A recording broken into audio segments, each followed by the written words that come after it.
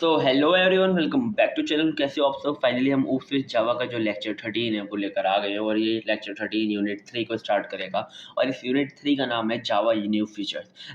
Basically जो भी जावा के अंदर न्यू फीचर्स ऐड हुए हैं जब भी जावा लॉन्च हुई उसके बाद, और बेसिकली इसके अंदर ना 6, 7, 8 जो हमारी जावा के अंदर जो न्यू फीचर लॉन्च हुए हैं उनको पढ़ेंगे हम इन पूरे मतलब इस पूरी यूनिट में।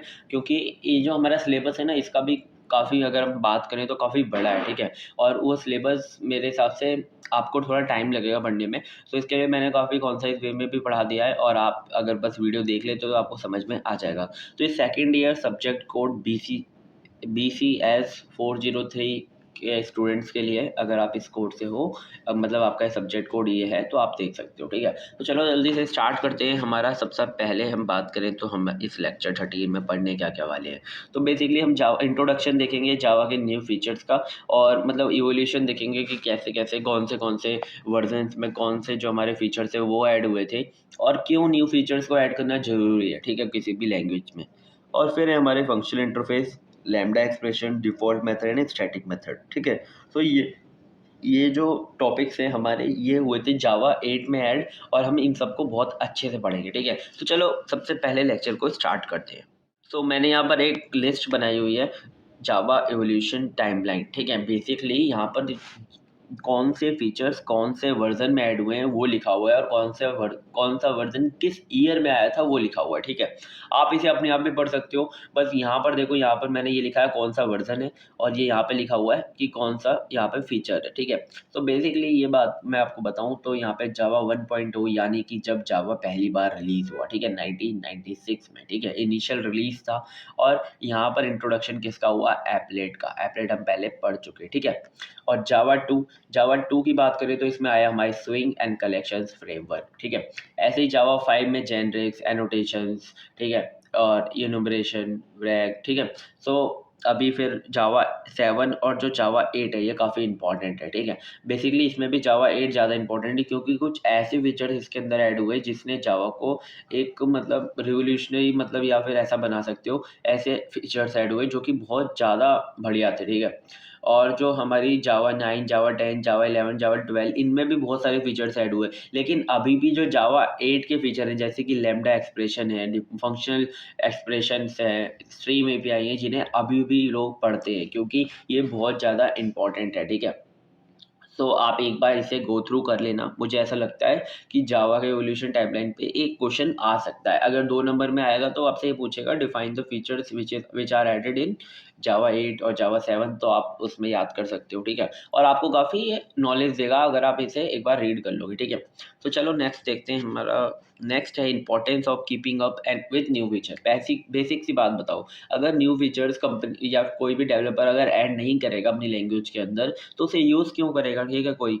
क्योंकि अगर आपके आपकी लैंग्वेज पुरानी हो जाएगी अगर वो समय के साथ चेंज नहीं होगी, ठीक है। सो सबसे पहला क्या है? एनहेंस प्रोडक्टिविटी, ठीक है। अगर उसके अंदर न्यू फीचर्स ऐड होते रहेंगे तो प्रोडक्टिविटी एनहेंस होगी, ठीक है। बेटर परफॉर्मेंस, अगर कोई न्यू फीचर ऐड हो रहा है तो पहले के फीचर को अच्छे से उन्होंने क्या किया है? एनालाइज किया है कि उसमें दिक्कत क्या आ रही थी, ठीक है, कि हमें न्यू फीचर ऐड क्यों करना चाहिए, तो उसको हटाया होगा। तो उससे क्या होगा? हमारी परफॉर्मेंस भी इंक्रीज होगी, ठीक है। मॉडर्न प्रैक्टिसेस, अब नए फीचर्स आएंगे तो वो नए प्रैक्टिसेस के साथ आएंगे, ना कि पुरानी चीज़ों के साथ आएंगे, ठीक है। कम्युनिटी एंड सपोर्ट, है ना, कम्युनिटी एंड सपोर्ट अच्छा होता है अगर कोई कंपनी अच्छे नए नए फीचर्स दे रही है तो। करियर एडवांसमेंट, अगर कोई कंपनी नए फीचर दे रही है तो उसका मतलब है कि हाँ भाई ये आगे जाके भी लैंग्वेज यूज़ होने वाली है, तो इसे कोई अपने एज अ करियर करियर के लिए रख सकता है और पढ़ सकता है, ठीक है। इतना आया समझ में? चलो नेक्स्ट देखते हैं। नेक्स्ट है हमारे जावा 8 के फीचर्स, ठीक है। बेसिकली ये ना जो हम 4 फीचर आज पढ़ने वाले हैं ना वो चारों फीचर किसके हैं? जावा 8 के, ठीक है। सो जावा 8 के जो ये फीचर्स हैं इसको हम पढ़ते हैं। मतलब जावा 8 क्या था? Oracle released a new version of Java as Java 8 in March 18, 2024। It was a revolutionary, मैंने आपको बताया था, release in Java for a software development, ठीक है। It include various upgrades the Java programming, और कौन कौन से? जेवीएम में, टूल्स में, लाइब्रेरीज में, इन सब में क्या हुआ? मतलब बहुत अच्छा अपग्रेड आया, ठीक है? और वो जो सारे अपग्रेड ये सारे मैंने यहाँ पे लिखे हुए हैं, ठीक है? इतने सारे यहाँ पे फीचर्स ऐड हुए थे जावा के अंदर, ठीक है? और ये जो 4 है ना, lambda function, function interface, default method and static method, ये भी ऐड हुए थे और इन्हें आज हम बहुत अच्छे से पढ़ेंगे। आपको इसके बाद इन्हें पढ़ने की कोई ज़रूरत नहीं पड़ेगी, ठीक है? मतलब पढ़ सकते हो यार आगे भी, लेकिन मैं आपको बहुत अच्छे से समझा दूँगा, ठीक है? अपना पूरा बेस्ट दूँगा कि आपको अच्छे से समझा पाऊँ। तो सबसे पहले देखते हैं हमारा लैम्ब्डा फंक्शन। सो लैम्ब्डा फंक्शन कुछ नहीं है, एक एनोनिमस फंक्शन है ना? उसके अंदर क्या होता है कि मतलब नाम नहीं होता, ठीक है? ऐसा फंक्शन जिसका नाम ना हो वो होता है हमारा लैम्ब्डा फंक्शन, ठीक है? इतना आप समझ लो, ठीक है? अब lambda expression were introduced in Java 8, ये सबको पता है, represent a significant enhancement of Java programming language, ठीक है? बहुत अच्छा एक एनहांसमेंट देता है जावा प्रोग्रामिंग को। A lambda expression provide a clear and concise way to represent one method interface using an expression. Basically अगर कोई एक ऐसा इंटरफेस है ना? कोई एक एक इंटरफेस है, इतना समझो, ठीक है? उसके अंदर अगर आपको कोई भी एक मेथड है, उसे क्या करना है? उसे रिप्रेजेंट करना है या फिर उसे डिफाइन कर नहीं, सॉरी, इम्प्लीमेंट करना है, तो आप इसका यूज़ कर सकते हो, ठीक है? बहुत कॉन्साइज वे में कर देता है, मतलब कि आपको कुछ भी कोई राम कथा लिखने की ज़रूरत नहीं है। आप डायरेक्टली क्या कर सकते हो? आप इसे मतलब बस एरो लगा के ना डिफाइन कर सकते हो। अभी मैं आपको बताऊँगा आगे, जब आपको लगेगा हाँ भाई ये तो बढ़िया चीज़ है, ठीक है? So a lambda expression in Java is a short block of code, ठीक है? बहुत छोटा-सा एक ब्लॉक होता है कोड का, which takes a parameter return a value, ठीक है? वो पैरामीटर्स को लेता है और रिटर्न कर देता है वैल्यू को, ठीक है? उससे कोई नाम-वाम से कोई मतलब नहीं है, ठीक है? Lambda expression are similar to method, बिल्कुल सिमिलर होता है मेथड की तरह, लेकिन मेथड थोड़ा सा बड़ा होता है, लैम्ब्डा फंक्शन बहुत छोटा होता है, ठीक है? But they do not need a name. Method के पास नेम होता है ना, इसके पास कोई नेम नहीं होता, है ना? Can be implemented right in a body of a method, ठीक है? डायरेक्टली कहाँ पर इम्प्लीमेंट हो सकता है? मेथड की बॉडी में, जैसे कि मेथड इम्प्लीमेंट होते ही, ठीक है? ये आया समझ में? कोई दिक्कत नहीं है ना? अब देखो, नॉट हैविंग एनी नेम, ये जो 3 चीज़ें ना मैंने इसके लिए लिखी हैं कि आप बस इन्हें पढ़ लो ना, तो आपको लैम्ब्डा फंक्शन आराम से याद आ जाए कि भाई जिसका नाम नहीं होता, जिसका रिटर्न टाइप नहीं होता, जिसका कोई मॉडिफायर नहीं होता। मॉडिफायर पता है ना, प्राइवेट पब्लिक ये होते हैं हमारे मॉडिफायर, एक्सेस मॉडिफायर, ठीक है? सो जिनका कोई भी रिटर्न टाइप ना हो, जिनका कोई भी नेम ना हो, जिनका कोई भी मॉडिफायर ना हो, वो क्या होते हैं? हमारे लैम्ब्डा एक्सप्रेशन, ठीक है? आया समझ में? चलो इसका सिंटैक्स देख लो। यहाँ पे हम पैरामीटर पास करेंगे ए राउंड ब्रैकेट के अंदर, फिर एक एरो लगाना है आपको, एक एरो लगा दिया आपने, फिर आपको एक लगाना है कर्ली ब्रेसेस, और कर्ली ब्रेसेस के अंदर अगर आपकी मल्टीपल स्टेटमेंट है तो आप लिख सकते हो, ठीक है? लेकिन अगर आपकी मल्टीपल स्टेटमेंट नहीं है, आपकी सिर्फ एक ही एक्सप्रेशन है, तो आप क्या करो, कर्ली ब्रैकेट भी लगाने की कोई ज़रूरत नहीं है, डायरेक्ट एक्सप्रेशन लिख दो, वो अपने आप एग्जीक्यूट हो जाएगा, ठीक है? आई होप मैंने आपको यहाँ पे क्लियरली सब कुछ समझा दिया लैम्ब्डा फंक्शन के बारे में। अब देखते हैं हम किसी भी मेथड को हमें लैम्ब्डा फंक्शन के अंदर अगर मतलब लैम्ब्डा मेथड और लैम्ब्डा एक्सप्रेशन एक ही बात है। अगर मैं बार-बार नाम चेंज कर रहा हूँ तो आई एम सॉरी, बट कोई दिक्कत नहीं आएगी, ठीक है? उससे मैं आपको लग रहा हो भाई नाम ही चेंज कर दिया, वो तो हम पढ़ ही नहीं लैम्ब्डा एक्सप्रेशन, ऐसा कुछ नहीं है, ठीक है? अब देखो नॉर्मल फंक्शन हमारा कैसा होता है, ये सब आपने लिखा होगा अपने जीवन में कभी ना कभी तो, है ना? लिखा ही है ना? अब देखो इसके अंदर हम क्या करते हैं, एक होता है हमारा एक्सेस मॉडिफायर, ठीक है? एक होता है हमारा क्या, रिटर्न टाइप, एक होता है हमारा मेथड का नेम। इन सबको क्या करो, हटा दो और एक एरो पुट कर दो, ठीक है? ये देखो, डिलीट कर दो मॉडिफायर को, डिलीट कर दो रिटर्न टाइप को, डिलीट कर दो नेम ऑफ द मेथड को और पुट कर दो एक एरो, ठीक है? आपको बस एक एरो प्लेस करना है और आपका काम हो जाएगा, ठीक है? देखो आपने यहाँ पे देखो पब्लिक मॉडिफायर, ये जो मॉडिफायर था आपने हटा दिया, आपने रिटर्न टाइप हटा दिया, आपने क्या बोलते हैं नेम हटा दिया और आपने क्या किया, बस एक एरो पुट कर दिया यहाँ पर, ठीक है? कहाँ पर एरो पुट करना है, आपके जो पैरामीटर पास करोगे उसके और जो आपका एक्सप्रेशन या फिर स्टेटमेंट्स हैं उनके बीच में बस आपको एक एरो पुट कर देना है, ठीक है? इतना आया समझ में? अब देखो, आप लैम्ब्डा एक्सप्रेशन को ना बिना जो पैरामीटर है उनके भी आप ना क्या करो कि उनके भी अगर आप डेटा टाइप को डिफाइन नहीं करते हो तो भी चल जाएगा, ठीक है? मतलब कि वो इसे कहते हैं टाइप इन्फेरेंस। अगर आप ये टाइम इन्फेरेंस की आप बात करो तो आप क्या करते हो, कंपाइलर पे छोड़ देते हो, अपने आप पता लगा लेता है कि कौन से टाइप का डेटा टाइप है, ठीक है? इतना आया समझ में? ऐसे भी आप लिख सकते हो, पर आप ना मतलब इतना याद भी रखोगे तब भी चलेगा, कोई दिक्कत नहीं है। बस ये है ना कि ये और ब्यूटीफाई कर देती है आपकी चीज़ों को, ठीक है? इतना आया समझ में? चलो नेक्स्ट देखते हैं। अभी आप बोलोगे कि हम भैया लैम्ब्डा एक्सप्रेशन को यूज़ नहीं कर रहे। लैम्ब्डा एक्सप्रेशन को यूज़ करेंगे हम फंक्शनल इंटरफ़ेस पढ़ने के बाद, क्योंकि फंक्शनल इंटरफ़ेस ही यूज़ करता है लैम्ब्डा एक्सप्रेशन को, ठीक है? तो चलो जल्दी से नेक्स्ट देखते हैं हमारे क्या बेनिफिट्स ऑफ लैम्ब्डा एक्सप्रेशन। बहुत ईज़ी सी बात है, लैम्ब्डा एक्सप्रेशन बहुत छोटा है तो कॉन्साइज़नेस होती है इसके अंदर, रीडेबिलिटी होती है। फंक्शनल प्रोग्रामिंग को जावा प्रोग्रामिंग के अंदर यूज़ कर सकते हैं हम लैम्ब्डा एक्सप्रेशन का यूज़ करके, ठीक है? और पैरेलल प्रोसेसिंग होती है, मतलब एक साथ मल्टीपल काम हो सकते हैं और किसके थ्रू, स्ट्रीम एपीआई के साथ अगर इससे हम काम करें, ठीक है?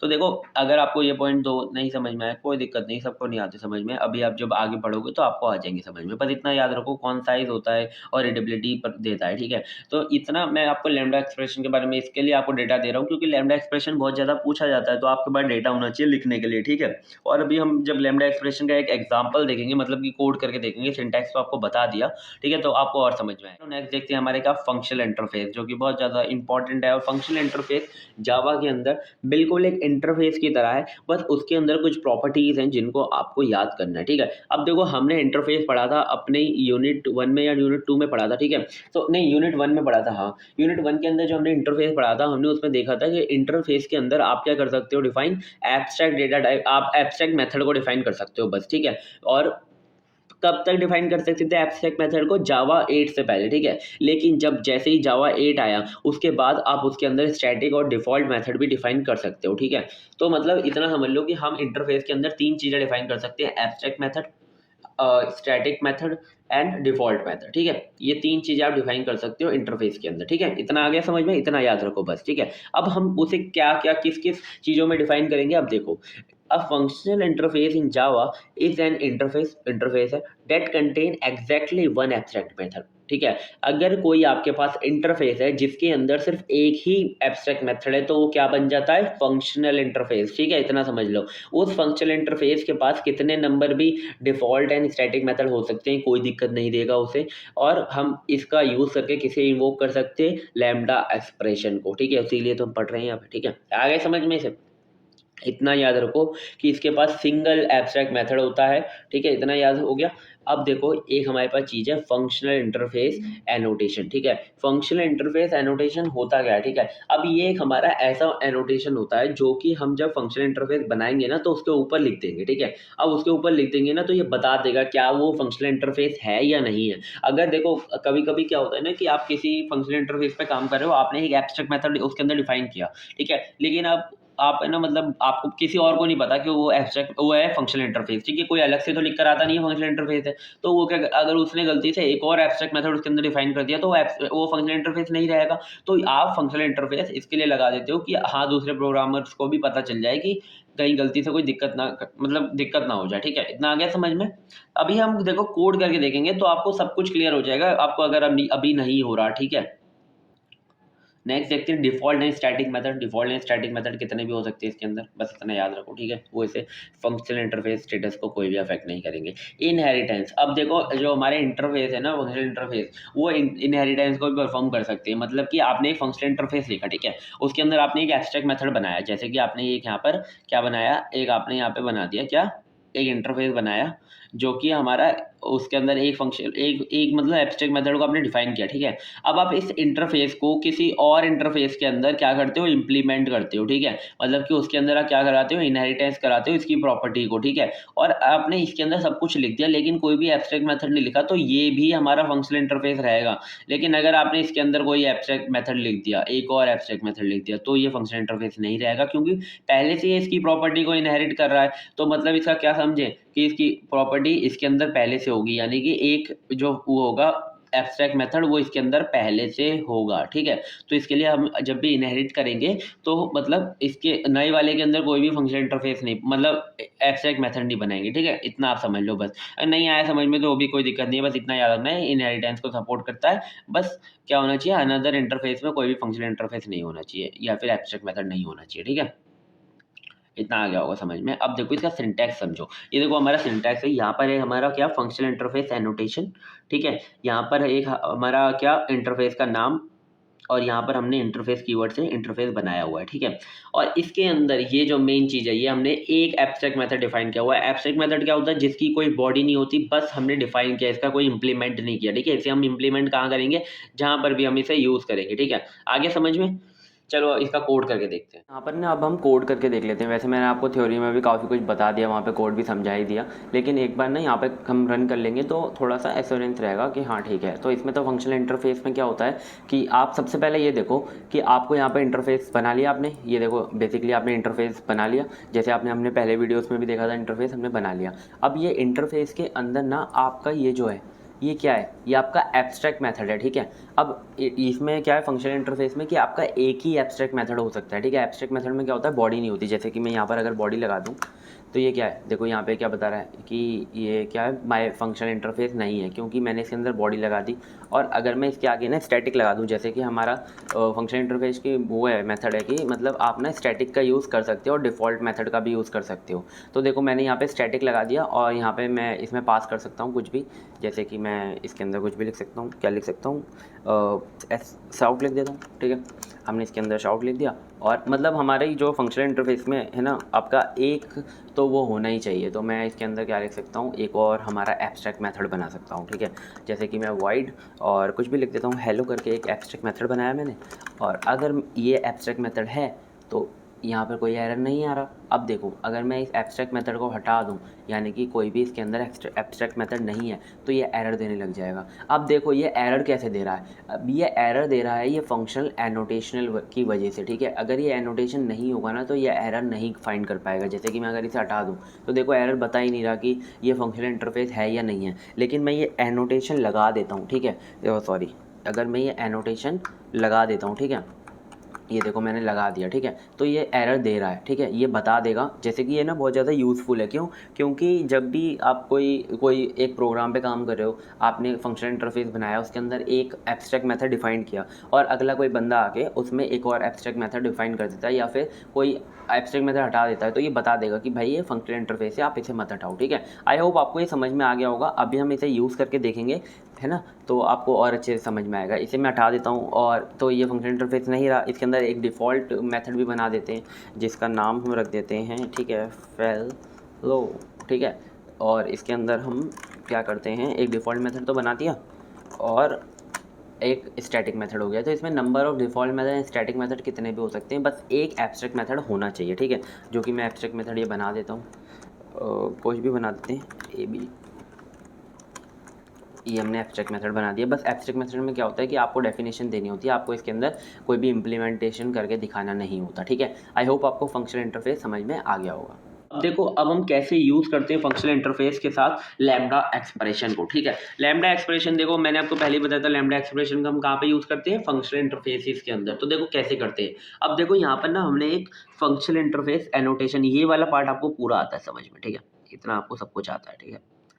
ये देखो इतना तो आपको आता ही है, ये जो अभी हमने समझा था कोड, इतना समझ गए। अब देखो एक हमने पब्लिक क्लास बनाई है, ठीक है, पब्लिक क्लास बनाई है, उसके अंदर एक हमने मेन फंक्शन लिखा है। मेन फंक्शन के अंदर हम क्या कर रहे हैं, हम एक ना फंक्शनल इंटरफेस है, ये जो हमारा ये वाला फंक्शनल इंटरफेस है ना, हमारा ऊपर वाला इंटरफेस का जो नाम है, हमने इसे लिखा। एक हमने ऑब्जेक्ट बनाया इंस्टेंस नाम से, ठीक है, और इसको इक्वल करके हमने ये ब्रैकेट ओपन किया और एरो लगाकर अब हम बस इस सिंटैक्स से आप क्या कर सकते हो, आप लैम्ब्डा एक्सप्रेशन को इम्प्लीमेंट कर सकते हो, ठीक है। आपने सॉरी मतलब ये यूज़ कर सकते हो लैम्ब्डा एक्सप्रेशन को, ठीक है। ये जो हमारा लैम्ब्डा एक्सप्रेशन था ना, हमने डायरेक्टली क्या किया, हमने इसको किसके अंदर डाल दिया, हमने इस वाले इंस्टेंस के अंदर डाल दिया। तो इस इंस्टेंस से अगर आपने जो भी अगर एब्स्ट्रैक्ट मेथड डिफाइन किया होगा ना, तो उसका जो इम्प्लीमेंटेशन है ना, आपने वो कर दिया यहाँ पर, ठीक है। इतना समझ में आ गया। अब जब भी इंस्टेंस डॉट माई मेथड लिखोगे तो जो भी आपने इम्प्लीमेंट किया एब्स्ट्रैक्ट मेथड, ये हमारा एब्स्ट्रैक्ट मेथड ही तो था माई मेथड, तो वो जब आप कॉल करोगे तो आपने जो भी यहाँ पे डिफाइन किया, आपने जो भी इम्प्लीमेंट किया ना यहाँ पे, वो रन हो जाएगा, ठीक है। इतना समझ गए, तो समझ में आ गया होगा। चलो इसको कोड भी करके देख लेते हैं। एब्स्ट्रैक्ट मेथड है। अब इस एब्स्ट्रैक्ट मेथड को हम कहाँ पर यूज़ करेंगे, हमारी इस क्लास के अंदर, जहाँ पर हम किससे थ्रू इसे मतलब इम्प्लीमेंट करेंगे, ठीक है, उसका हम यूज़ करेंगे लैम्ब्डा एक्सप्रेशन का। लैम्ब्डा एक्सप्रेशन हम पहले ही पढ़ चुके हैं। तो देखो यहाँ पर हमने एक पब्लिक क्लास बनाई है, तो आपको आती है बनानी। यहाँ पर हमने मेन फंक्शन लिखा है, जिस मेन फंक्शन के अंदर हमने माई फंक्शनल इंटरफेस लिखा। माई फंक्शनल इंटरफेस हमारे इंटरफेस का नाम है, आप देख सकते हो। इसे मैं थोड़ा सा जूम करता हूँ, आई होप आपको दिखे, क्योंकि मुझे लग रहा है कि आपको दिखा नहीं होगा वो पहले वाला, ठीक है। सो देखो यहाँ पे हमारी क्लास हो गई माई फंक्शनल इंटरफेस एग्जाम्पल, और माई फंक्शनल इंटरफेस हमारे इंटरफेस का नाम है। तो यहाँ पर आपको सबसे पहले माई फंक्शनल इंटरफेस लिखना है, यहाँ पर एक इंस्टेंस यानी कि एक ऑब्जेक्ट बनाना है इसका, और यहाँ पर आपको इक्वल टू लगाकर ऐसे ये ब्रेसिक्स लगाने हैं और एरो फंक्शन का, एरो साइन का यूज़ करना है, और जो भी आपको डिफाइन करना है, यानी कि जो भी आपको एरो फंक्शन के अंदर डिफाइन करना है। अगर सिंगल लाइन का आपका एक्सप्रेशन है तो आप बिना कोई भी ब्रेसिक्स लगाए इसे इम्प्लीमेंट कर सकते हो। तो देखो हमने यहाँ पे इम्प्लीमेंट कर दिया है क्या, एस आउट हेलो वर्ल्ड। तो क्या है, मतलब जब भी हम माई मेथड को कॉल करेंगे तो हेलो वर्ल्ड प्रिंट हो जाएगा। तो हमने यहाँ पे क्या किया, कॉल किया इसे, इंस्टेंस डॉस माई मेथड लिखा और इसे हम कॉल करते हैं। तो क्या प्रिंट होना चाहिए, हेलो वर्ल्ड, और देख सकते हो आप हेलो वर्ल्ड प्रिंट हो रहा है ना। आप इसके अंदर और भी चीज़ें लिख सकते हो, बस उसके अंदर आपको क्या यूज़ करना पड़ेगा, आपको ब्रेसिस का यूज़ करना पड़ेगा अगर आपको मल्टीपल एक्सप्रेशन लिखने हैं। जैसे कि मैं अगर हेलो वर्ल्ड 2 बार प्रिंट कराना चाहता हूँ, ठीक है, तो मैं इसे क्या करूँगा, कॉपी करूँगा और यहाँ पर हेलो वर्ल्ड 2 बार क्या करूँगा, यूज़ कर लूँगा, ठीक है। तो देखो यहाँ पर अब मैं यहाँ पे 2 बार प्रिंट कराना चाहता हूँ, तो मैंने एक्सप्रेशन का यूज़ कर लिया है और मैं यहाँ पे रन कराऊँगा तो देखो 2 बार प्रिंट होगा हेलो वर्ल्ड, देखिए आपको।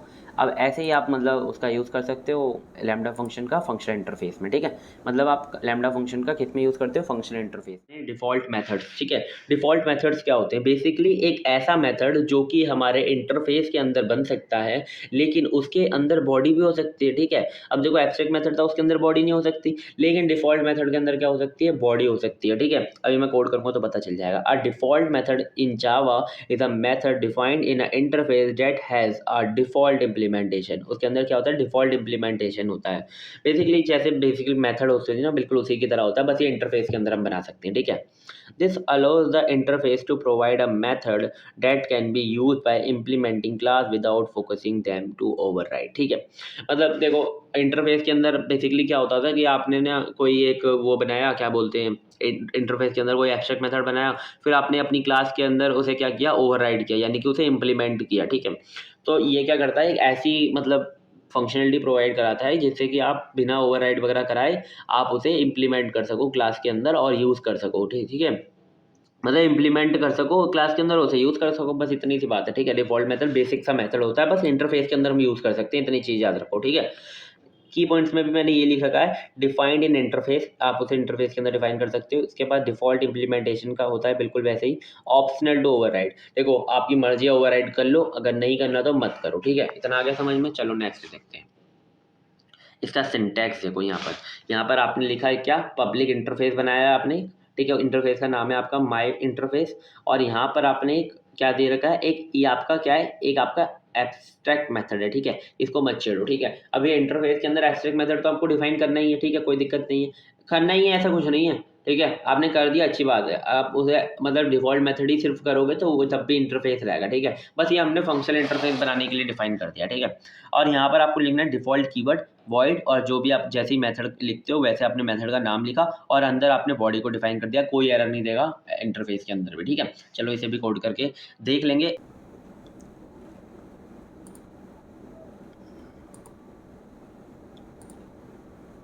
अब हम देखेंगे क्या, डिफ़ॉल्ट मेथड, ठीक है। डिफ़ॉल्ट मेथड को हम बेसिकली आपने कोड में तो समझ ही लिया, लेकिन मैं डिफ़ॉल्ट मेथड को यहाँ पर मतलब सॉरी थ्योरी में तो समझ ही लिया, यहाँ पर मैं आपको कोड करके दिखाऊंगा, ठीक है। तो हमने एक इंटरफेस बनाया है व्हीकल, ठीक है, व्हीकल नाम से एक हमने इंटरफेस बनाया है। और देखो आप जो भी इंटरफेस बना रहे हो उसके अंदर मैं ना यहाँ पर क्या करता हूँ कि यहाँ पर फंक्शनल इंटरफेस ही बनाता हूँ, ठीक है।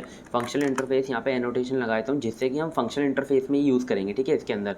तो देखो फंक्शनल इंटरफेस में एक हमारा एब्स्ट्रैक्ट मेथड होना ही चाहिए। तो देखो मैंने यहाँ पर एक एब्स्ट्रैक्ट मेथड लिख रखा है, मतलब कि इसके अंदर नो इम्प्लीमेंटेशन होगा, बस इसके अंदर डेफिनेशन होगी, और हमने एक यहाँ पे बना रखा है डिफ़ॉल्ट मेथड। तो देखो डिफ़ॉल्ट मेथड हमारा ये जो हमारा वो था ना जावा 8 वहाँ जब से आया था, ठीक है, डिफ़ॉल्ट और स्टैटिक मेथड। तो देखो डिफ़ॉल्ट मेथड हमने डिफ़ॉल्ट कीवर्ड से यहाँ पे डिफाइन किया, और इस मेथड का क्या नाम है, हॉन्क नाम है, ठीक है। तो जब भी ये अगर कॉल होता है तो क्या प्रिंट करता है, हॉन्किंग द हॉर्न, ठीक है, हॉन्किंग द हॉर्न ये स्टेटमेंट प्रिंट करता है, ठीक है, डिफ़ॉल्ट मेथड। अब आपको इसे यूज़ करना है तो जाओ जल्दी क्लास में, और पहले तो हमने ये ओवरराइड करके जो हमारा एब्स्ट्रैक्ट मेथड था उसे कर दिया है क्या, इम्प्लीमेंट, ठीक है, ये हमने इम्प्लीमेंट कर दिया उसका ओवरराइड करके। हमने जो स्टार्ट इंजन था, ये स्टार्ट इंजन हमारा क्या था, एब्स्ट्रैक्ट मेथड था, तो हमने क्या किया, उसे यहाँ पर इम्प्लीमेंट कर दिया। आप लैम्डा एक्सप्रेशन से भी यहाँ पर इम्प्लीमेंट कर सकते हो और ऐसे ओवरराइड करके भी कर सकते हो, ठीक है। तो ये क्या होगा, जब भी हम स्टार्ट इंजन को कॉल करेंगे तो हमारा ये प्रिंट होगा, ठीक है। यहाँ पे मैं एक और मतलब मेथड बताना चाहता था, इसके लिए मैंने यहाँ पे लिख दिया, ठीक है। अब है हमारा पब्लिक स्टैटिक वॉइड मेन। अब देखो मेन के अंदर हम क्या कर रहे हैं, मेन के अंदर हमने ये कार करके एक हमने ऑब्जेक्ट बनाया कार ही क्लास का, और उसको हमने सबसे पहले स्टार्ट इंजन को कॉल किया जो कि हमारा एब्स्ट्रैक्ट मेथड है, और फिर हमने हॉन्ग को कॉल किया जो कि हमारा डिफ़ॉल्ट मेथड है, ठीक है। तो देखो यहाँ पर हमने कॉल कर दिया स्टार्टिंग द कार इंजन, ये हमारा एब्स्ट्रैक्ट मेथड, और हॉन्किंग द हॉर्न ये हमारा डिफ़ॉल्ट मेथड। ऐसे सिंपली यूज़ होता है, ठीक है, बहुत सिंपल है। बेसिकली डिफ़ॉल्ट मेथड में क्या आ जाता है कि आप इसमें इम्प्लीमेंट कर रहे होते हो, और ठीक है, और इसको आप इंटरफेस के अंदर यूज़ कर सकते हो, ठीक है। मतलब जावा 8 के पहले आप इंटरफेस के अंदर सिर्फ एब्स्ट्रैक्ट मेथड को यूज़ कर सकते थे, ठीक है, लेकिन जावा 8 के बाद आपका जो डिफ़ॉल्ट और स्टैटिक मेथड है वो भी यूज़ होने लगे किसके अंदर, इंटरफेस के अंदर। आई होप आपको समझ में आया होगा, ठीक है। देखो multiple inheritance and default method ये क्यों लिख रखा है, अब देखो अगर आपके पास ना दो इंटरफेस है, दो इंटरफेस है, ठीक है, अगर आप उन दोनों इंटरफेस को किसी क्लास के अंदर इंप्लीमेंट कर रहे हो, जैसे कि आप देखो यहाँ पर आपके पास दो इंटरफेस है, एक ये हो गया, एक ये हो गया, ठीक है। आप अगर क्लास के अंदर उसे क्या कर रहे हो, इंप्लीमेंट कर रहे हो, तो क्या दिक्कत आएगी, अगर उसके अंदर दोनों के दोनों जो हमारे इंटरफेस हैं उसके अंदर अगर हमारे जो डिफ़ॉल्ट मेथड, जो भी आपका डिफ़ॉल्ट मेथड है उसका नाम अगर सेम हो जाए, ठीक है, और उसका जो सिग्नेचर है यानी कि जो नंबर ऑफ पैरामीटर्स हैं वो भी सेम हो जाए, तो क्या होगा, जो आप जब आप डिफ़ॉल्ट मेथड को कॉल करोगे ना, तो उसे समझ नहीं आएगा कि आप कौन से डिफ़ॉल्ट मेथड को कॉल कर रहे हो, आप इंटरफेस ए के कर रहे हो या फिर इंटरफेस बी के कर रहे हो। तो आपको वहाँ पर क्या करना पड़ेगा, ओवरराइड करना पड़ेगा, या फिर आपके सिग्नेचर को चेंज करना पड़ेगा, ठीक है। तो चलो इसको कोड करके देखते हैं, जब आपको अच्छे से समझ में आएगा।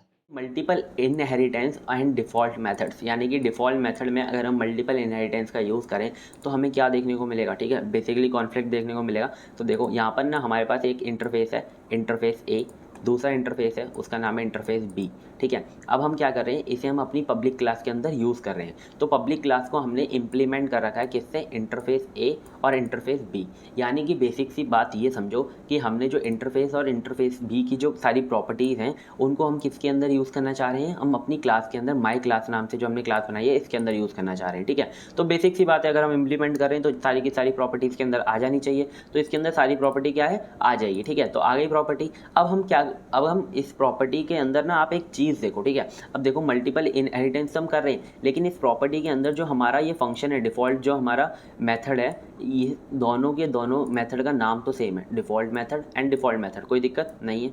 अब इसके अंदर क्या है, इसका सिग्नेचर भी सेम है, इसके अंदर कोई पैरामीटर आर्गूमेंट की अगर हम बात करें तो क्या है, सेम है। देखो यहाँ पर 0, यहाँ पर भी 0, ठीक है।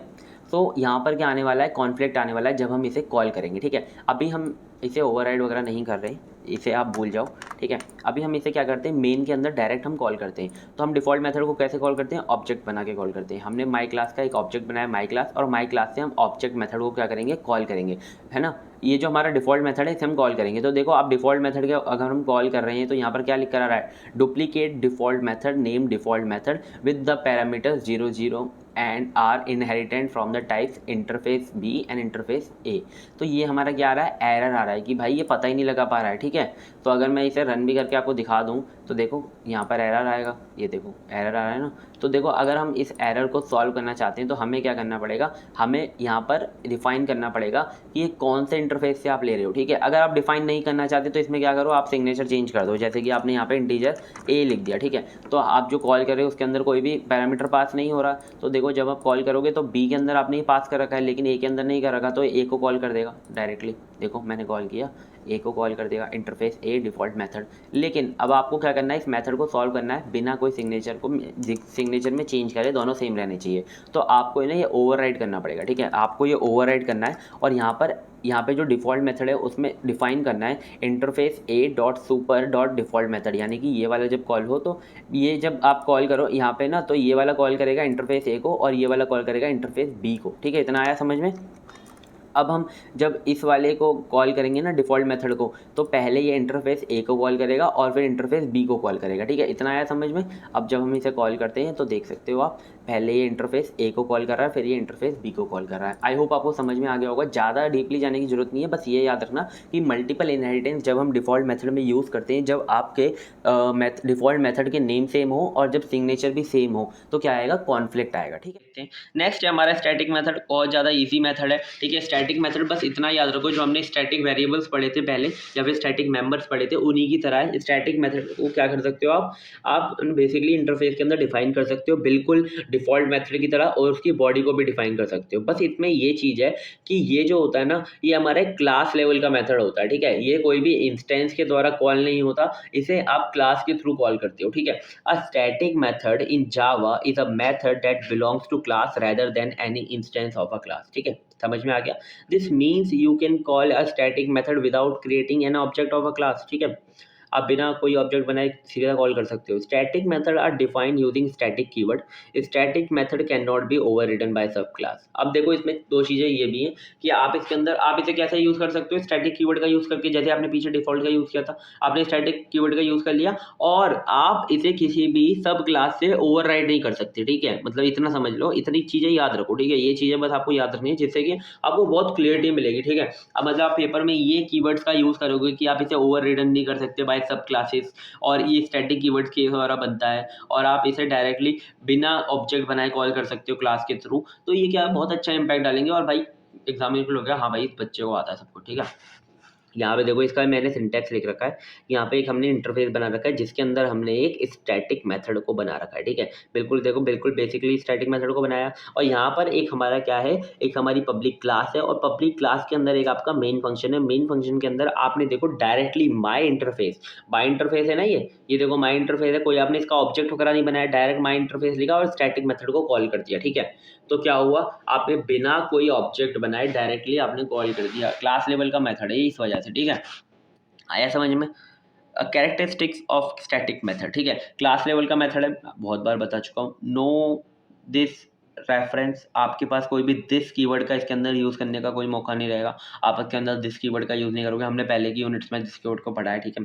कैन एक्सेस स्टैटिक डेटा, आप इससे ना स्टैटिक डेटा को डायरेक्टली एक्सेस कर सकते हो, आपको कोई भी ऑब्जेक्ट वगैरह बनाने की जरूरत नहीं पड़ेगी, ठीक है। कोई भी अगर आपकी क्लास के अंदर कोई भी स्टैटिक डेटा है, ठीक है, मतलब स्टैटिक कीवर्ड से डिफाइन हो रखा है डेटा, ठीक है, तो आप उसे डायरेक्टली अपने जो स्टैटिक मेथड है उसके अंदर उसे कॉल कर सकते हो, ठीक है, मतलब कि यूज़ कर सकते हो, इतना समझ लो। Can not access instance data directly, आप कोई भी किसी भी अगर ऑब्जेक्ट है, ठीक है, आपके कोई भी आप किसी भी क्लास के अंदर कोई भी आपका स्टैटिक मेथड डिफाइंड है, ठीक है, उस क्लास का अगर कोई ऑब्जेक्ट है, ठीक है, तो आप उस ऑब्जेक्ट का जो डेटा है ना उसे डायरेक्टली यूज़ नहीं कर सकते, आप अपने क्लास का डेटा जो कि स्टैटिक है उसे आप डायरेक्टली यूज़ कर सकते हो, ठीक है। ये चार चीज़ें याद रखो। अब चलो इसे कोड करके देख लेते हैं। स्टैटिक मेथड सबसे ईजी है, बस मैं आपको कुछ चीज़ें बताना चाहता हूँ। स्टैटिक मेथड जो होता है हमारा, वो हमारा बिल्कुल डिफ़ॉल्ट मेथड की तरह ही होता है, लेकिन बस क्या होता है, स्टैटिक मेथड में ना आपका ओवरराइडन नहीं होता, ठीक है। मतलब आप इसमें ओवरराइड करना चाहोगे ना तो नहीं होता, जैसे कि हमने डिफ़ॉल्ट में किया था ना ओवरराइड, इसके अंदर नहीं कर सकते। और स्टैटिक मेथड हमारा डायरेक्टली किसे एक्सेस कर रहा होता है, क्लास को एक्सेस कर रहा होता है, ठीक है। ये क्लास लेवल का एक हमारा मेथड है, ना कि ऑब्जेक्ट लेवल का, ठीक है। और ये स्टैटिक वेरिएबल्स को या फिर स्टैटिक जो हमारे ऑब्जेक्ट्स होते हैं उन्हें डायरेक्टली क्या कर सकता है, एक्सेस कर सकता है, इतना आप समझ लो, ठीक है। बस ये चीज़ें हैं इसके अंदर जो समझने की है, ठीक है। अब देखो यहाँ पर हमने इंटरफेस बनाया, बिल्कुल ऑब्जेक्ट की तरह समझना, ठीक है, बिल्कुल डिफ़ॉल्ट मेथड की तरह समझना। यहाँ पर हमने इंटरफेस बनाया, माई इंटरफेस, फिर हमने यहाँ पर एक स्टैटिक मेथड बनाया स्टैटिक कीवर्ड का यूज़ करके, ठीक है। यहाँ पे देखो स्टैटिक मेथड क्या प्रिंट करता है, स्टैटिक मेथड इन इंटरफेस, ठीक है। अब हमने एक पब्लिक क्लास के अंदर एक हमने मेन फंक्शन के अंदर क्या किया है, सॉरी ये सब क्या चल गया, हमने मेन फंक्शन के अंदर क्या लिखा है, माई इंटरफेस डॉट स्टैटिक मेथड। अब देखो यहाँ पर आपको लग रहा होगा भाई यार ऑब्जेक्ट नहीं बनाया, तो देखो इसके अंदर क्या होता है कि हमारा जो स्टैटिक मेथड है ना, वो एक हमारा क्या है, क्लास लेवल का मेथड है, ठीक है। तो इसके अंदर हमें ऑब्जेक्ट बनाने की कोई ज़रूरत नहीं है, आप डायरेक्ट क्लास से आप अपने मेथड को क्या कर सकते हो, कॉल कर सकते हो, ठीक है। तो आपने क्या लिखा, माई इंटरफेस डॉट स्टैटिक मेथड, ठीक है। ये देखो आपने कॉल किया, ये चल रहा है, ठीक है, कोई भी एरर नहीं दे रहा है, स्टैटिक मेथड इन इंटरफेस। बस ये चीज़ समझनी है आपको, और ये कोड एग्जांपल में लिख कर आ जाना, ठीक है। आई होप इतना आपको समझ में आ गया होगा। चलो अगर आपने यहाँ तक वीडियो को देखा है, थैंक यू सो मच। आपके ये जो 4 टॉपिक थे, आई होप बिल्कुल अच्छे से कंप्लीट हो गए हैं और इसके अंदर से क्वेश्चन आएगा तो आप आराम से बना लोगे, ठीक है। तो थैंक यू सो मच, मिलते हैं किसी नेक्स्ट वीडियो में। अगर आपको और सब्जेक्ट देखने हैं तो प्लीज़ चैनल को विजिट करो और डिस्क्रिप्शन में तो सबके प्लेलिस्ट के लिंक मिल जाएंगे, ठीक है।